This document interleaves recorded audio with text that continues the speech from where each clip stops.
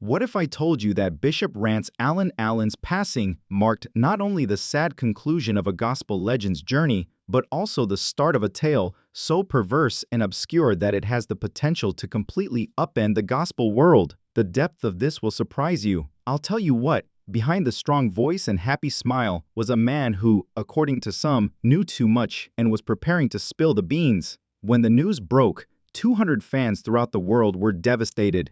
Bishop Rance Allen was no longer among us. According to official accounts, he passed away during a straightforward surgical operation due to complications. Even at the age of 71, he seemed to have a lot more to offer. The tributes came pouring in. He was praised by gospel titans such as Kirk Franklin and Donnie McClurkin. However, behind the public sorrow, murmurs began to emerge. His loved ones started to wonder what had actually transpired. A few days prior, he appeared to be in excellent health, according to several. Others claimed that the process that allegedly claimed his life was little known to the general public. No health information was disclosed. Fans are not allowed to attend the funeral. Nothing but quiet. This is the startling part, though. When a former choir member who identified herself as Rance Allen's spiritual daughter went live on Facebook, she said something that stopped everyone cold. Her words were powerful despite her trembling voice. Bishop Allen didn't die naturally, she said. According to her, he was going to divulge information that would have exposed influential figures in the gospel community. She stated that's why they made sure he didn't get the opportunity. Fans screen recorded every second of the live footage before it vanished within a day. The quantity of clues she gave is what sets this narrative apart. Clues that made followers want to learn more. She claimed that Rance Allen was engaged in a project that revealed everything. A comprehensive expose that would have revealed pastors, executives from gospel labels, and even congregations involved in dubious transactions,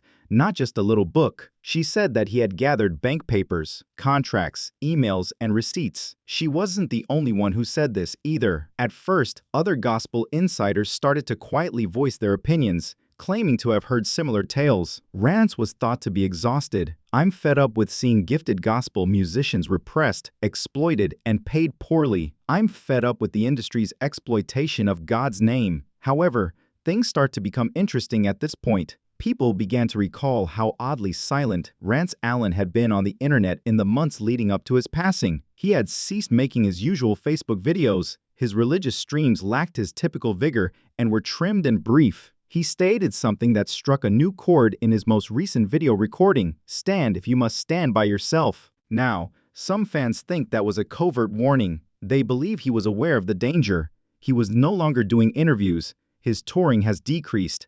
Additionally, he had confided in a select group of pals that he felt like he was being watched. I'll tell you what was the most bizarre. Bishop Allen had arranged a private Zoom call just before he passed away. 2 journalists and a whistleblower from a gospel label were reportedly on that call. The meeting subject was the covert transactions that had been taking place for years, as well as the corruption inside the gospel industry. However, Bishop Rance Allen was admitted to the hospital the day before that meeting. It was for a cardiac operation, they stated. He didn't return. Fans expected a dignified burial following Rance Allen's unexpected passing, but instead, they received a service that left more questions than answers. Because of COVID-19 restrictions, it was broadcasted online. Even so, there was a strange feeling. There were brief cut speeches, no broad camera shots, no live fan contact, no casket displayed, and an odd feeling that everything was being meticulously regulated. The stream appeared substantially filtered to those watching from home. Additionally, the video was erased when viewers attempted to view it again later. Channels with preserved video were also removed or blacklisted. However, why? The strangest part isn't even that. Later, one of the ex-chorus members wrote on TikTok that they were not permitted to film anything during the service. "We were not permitted to approach," she stated. "We had the impression that someone was observing us." According to her, Rance's brothers appeared tense, as though they were under pressure to say only specific things, and he was assured that everything was safe just when others began to inquire about his possessions, laptop, sermon notes, and unfinished music. However, none of those files have been made public as of yet. Not one unreleased tune, not one last sermon. You won't believe the next thing that happened. That same choir member claims that his residence was taken up by church app appointed staff, not family, within 48 hours of Bishop Allen's passing. According to these employees, they were working for the ministry. However, nobody saw what they took, and Rance's laptop hasn't been seen since. According to reports, that laptop contained everything: his voice memos, the project outline, and even direct messaging to his trusted individuals are all gone. Here's the startling bit though. Additionally, an Atlanta-based gospel blogger who had begun producing videos exploring the circumstances surrounding Bishop Allen's death stopped talking. After being demonetized, their channel was eventually removed entirely. They said they had had a conversation with someone who had seen Rance's files and intended to make them publicly available without identifying them. In their last video before it was taken down, the blogger stated that they didn't want the truth to be known since it would ruin everything. It becomes much more unsettling at this point. One name, a megachurch pastor, who was once close to Rance Allen, was disclosed by the same blogger. Around 2018, he had ceased receiving invitations to perform from this pastor, and it was no secret that folks in the gospel community took note. Bishop Allen informed a buddy in 2019 that he felt compelled to quiet up or be shut down, according to fan-leaked private communications. He then retreated from touring. He ceased giving interviews in public. He solely used religious films to speak. He wasn't simply retreating. According to some today, someone was threatening him. When a voicemail appeared, Destiny's path took an unexpected turn. Not just any voicemail, but one that was purportedly sent to a friend by Bishop Rance Allen just 2 days prior to his passing. A portion of that voicemail was shared in a closed Telegram group by the buddy, whose name is still kept secret for security reasons. It was a solemn, sluggish, and weary voice. People were completely chilled by what it said. Perhaps the most eerie aspect of this whole situation is that voicemail that was left just 2 days prior to Bishop Allen's death. Those who heard it said that Rance's voice sounded neither weak nor ill, like a man with too much truth and not enough time. It sounded weighty. Everyone who heard what he said was shaken. I see what's happening, but they don't think I do. The snakes are visible to me. I observed the robed people hiding behind phony adulation and choirs. I was given names. I have evidence. I'm not afraid either. He paused before concluding with a statement that continues to reverberate in gospel circles and fan sites. Don't let them write my story's conclusion if I end up dead. I'll tell you what, that one voicemail made all the difference. People began to piece things together. What caused so many of his loved ones to abruptly stop talking? A newly independent gospel performer erased their whole Instagram account. He lost contact on all social media with a former label accountant who had been assisting him in gathering financial data. In a farewell video, a young pastor who had started a daring online ministry criticizing the gospel industry said, "If they came for Rance, don't think they won't come for me." His YouTube channel vanished after that. This is when it becomes even more improbable. The content of a few gospel vloggers who ventured to discuss Rance's last months was flagged or blocked. According to one YouTuber, she received a message ordering her to cease disseminating unsubstantiated claims from someone posing as a lawyer for a church associated with Rance Allen. Another claimed that simply by paraphrasing a portion of that voicemail, he was hit with a copyright strike. However, there was never an official denial. Nobody argued that it wasn't true. They simply attempted to remove everything. The situation is unique though, because even well-known gospel figures who previously openly lauded Rance have now stopped talking altogether. After his passing, Kirk Franklin, Donnie McClurkin, and Marvin Sapp all wrote condolences, but none of them responded to any of these rumors. They have all remained silent about the voicemail, the weird funeral, and the lost data. Some supporters think they were instructed to keep silent. In any case, their silence has only contributed to the mystery, but others believe they may know more than they are revealing. Rance Allen's presence has been subtly diminished by the gospel networks that used to play his songs every day. Even interviews that had been filmed in remembrance of him were abruptly canceled or altered. The polished image of Rance Allen, the golden-voiced preacher with a smile, is all that's left.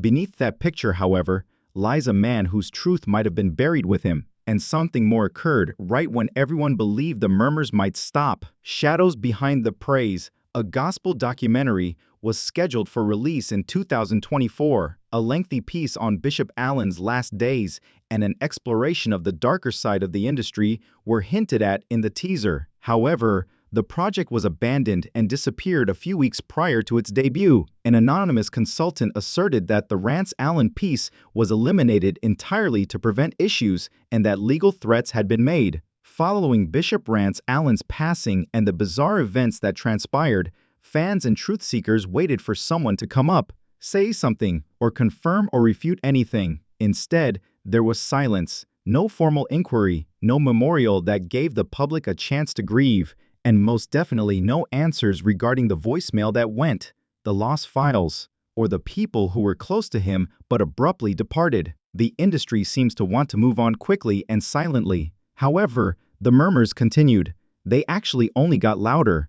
People are attempting to make connections in Telegram chats, Facebook groups, and Reddit discussions.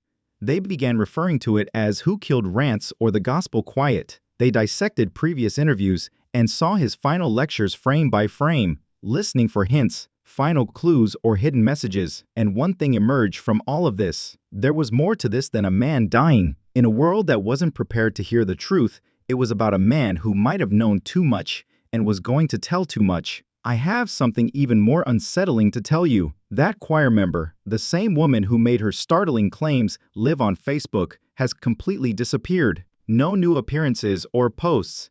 Nobody seems to know where she is or what happened to her, despite others asking. The gospel performer she alluded to is still not well known. It is no longer possible to contact the previous accountant. Following his last warning video, the young preacher with the YouTube channel vanished from sight. It seems as though all of the voices associated with this tale have been gradually silenced. This is where the pain is greatest. Gospel music was Bishop Rance Allen's life's work. For decades, he poured forth his spirit, his voice, and his energy.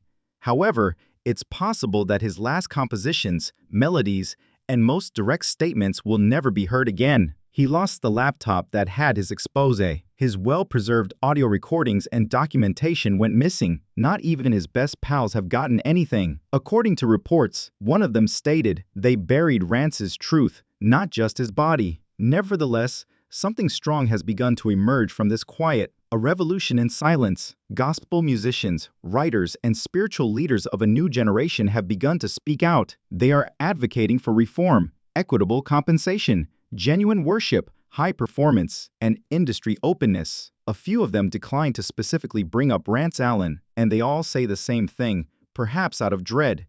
It had to be someone who spoke first. Someone has to take a big chance, and a lot of people think that someone was Rance. Thus, we are left with an unanswerable question. Did Bishop Rance Allen pass away too soon?